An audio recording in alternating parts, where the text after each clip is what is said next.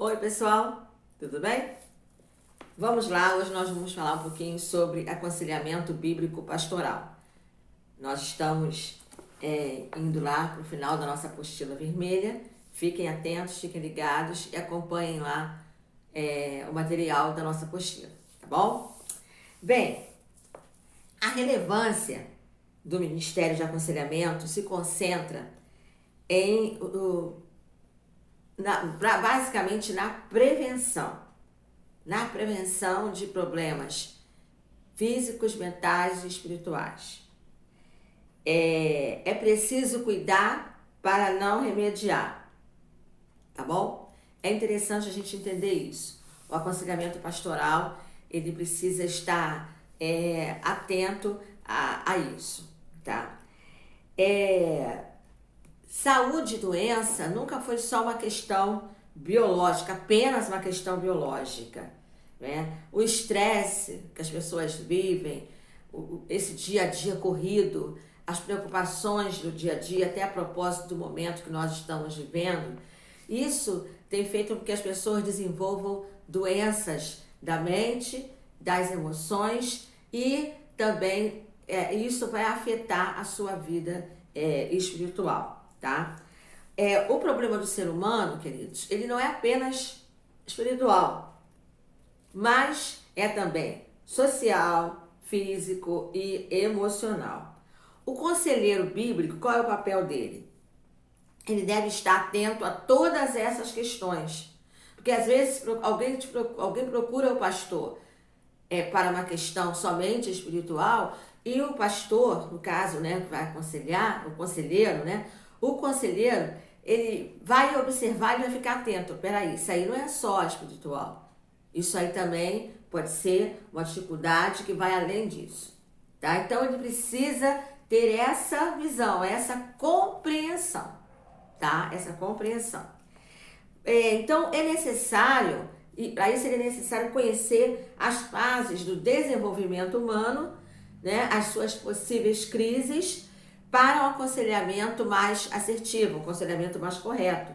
E a Bíblia, como é o nosso manual para a vida, ela trata dessas questões. Então, o pastor ele precisa ter um mínimo de conhecimento, porque, por exemplo, o pastor, quando eu digo, o conselheiro, porque como nós estamos falando de aconselhamento bíblico pastoral, eu estou apontando para a figura do pastor. Mas o conselheiro, a pessoa que vai aconselhar, precisa estar atento. Se é um adolescente, se é um jovem, se é uma pessoa da terceira idade, porque isso tudo vai pesar na hora de transmitir o conselho, tá?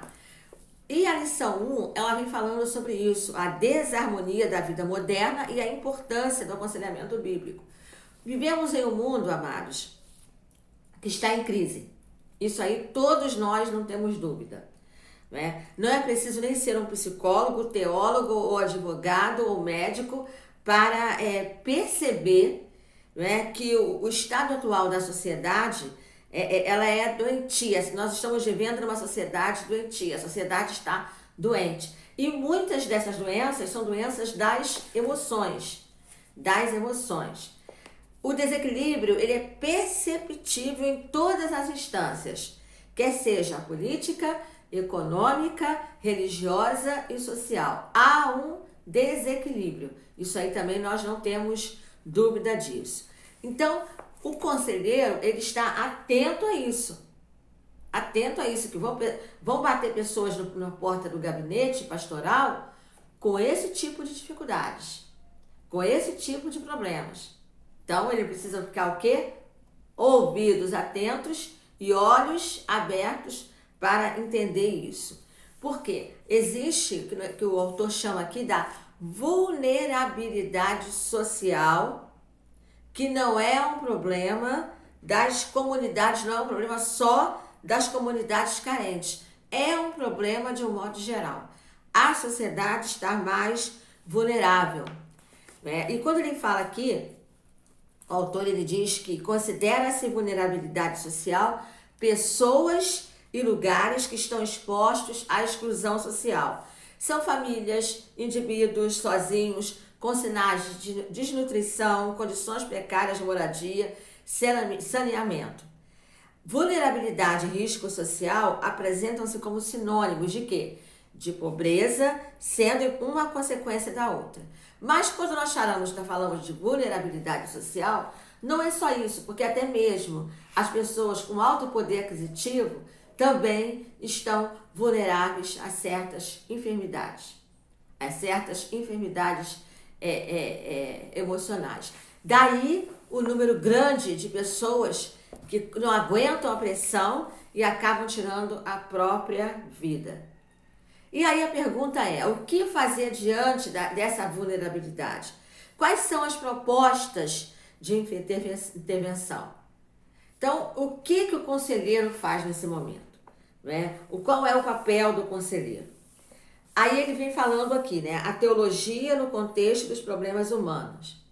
Entendemos que o aconselhamento bíblico tem como pressuposto os fundamentos da palavra de Deus. Primeira coisa, o aconselhamento bíblico, a base dele é a Bíblia. É a Bíblia. O conselheiro, aquele que está disposto a dar um aconselhamento bíblico, ele precisa estar disposto também a entender na Bíblia, a entender na palavra. A teologia, ela entra nessa história, né? É importante também entender que pensar no sentido que a teologia pode produzir tanto no contexto social quanto nas próprias emoções do indivíduo, sem perder de vista, claro, o seu aspecto da salvação da alma, tá? Então, o conselheiro bíblico, ele é o teólogo prático, ele vai colocar em prática aquilo que a palavra de Deus diz. Lembrando sempre que ele está atento, ele está com seus ouvidos abertos e ele vai entender que aquela pessoa que está buscando o aconselhamento bíblico, ela está buscando aconselhamento sim, mas ele precisa perceber também que ali pode ser um problema de saúde que precisa ser levado a um especialista, a uma pessoa que entenda com mais profundidade daquilo ali, tipo um psicólogo, tá bom, amados? Nós precisamos ficar atentos a isso.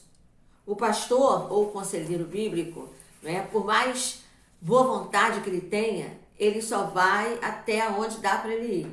Tem momentos que o psicólogo precisa entrar. Ele precisa ter essa percepção, tá? Porque nós já sabemos de muitos casos que às vezes as pessoas pensam, é espiritual, e não é. A pessoa precisa ser tratada com psicólogo, a pessoa precisa ser tratada com psiquiatra, a pessoa precisa tomar medicamentos, a pessoa precisa ter um acompanhamento de um profissional da área da saúde. Então, o líder espiritual, ele vai dar assistência espiritual, ele vai dar uma assistência bíblica, mas ele vai entender também que, olha, meu fulano, olha, meu amigo, você precisa ir a fazer um tratamento, precisa fazer uma terapia com alguém especializado nas emoções, tá? Então, a gente precisa estar ligado nisso aí. O aconselhamento bíblico e sua relevância no contexto contemporâneo. A Bíblia é o manual de regra e fé, nós já falamos isso, a gente sempre fala aqui. Para a boa eficácia do conselheiro, tá? Ele vai precisar ficar sempre atento ao que a Bíblia diz. Lembrando, portanto, que o papel do conselheiro não é discutir sobre os dogmas. Esse é um outro problema. O conselheiro não está ali para discutir sobre a pessoa de Jesus, ele não está ali para entrar em discussões intermináveis no campo doutrinário. O seu objetivo é pegar a mensagem cristã, prover a cura, o amparo, a orientação e reconciliação de pessoas com problemas emocionais, existenciais e espirituais. O papel dele é esse. Ele não está ali no momento do aconselhamento para discutir questões doutrinárias, não. Questões doutrinárias é para um outro dia, para um outro momento. Ali ele está ali para aconselhar dentro da palavra, né? Que tipo de aconselhamento é esse? Ele vai aconselhar mediante, né, a 3 aspectos. Primeiro, mediante ao estímulo, mediante a exortação e mediante ao esclarecimento. Estímulo. Cada cristão é chamado a ajudar o outro que tenha sentimentos problemáticos. Exortar. Mediante a exortação, em que crentes vocacionados, instruídos, como líderes, eles devem ajudar o irmão exortando na palavra. Mediante ao esclarecimento, esclarecer aquilo que Deus quer que ele esclareça. O conselheiro bíblico, ele deve evitar, de modo algum, ele deve dar a sua opinião pessoal. Olha, fulano, se fosse comigo, eu faria assim. Não. O conselheiro bíblico, ele vai na palavra, o que Deus tem a dizer, o que a palavra tem a dizer. Jamais ele vai dar a sua opinião pessoal. Admoestar, aconselhar,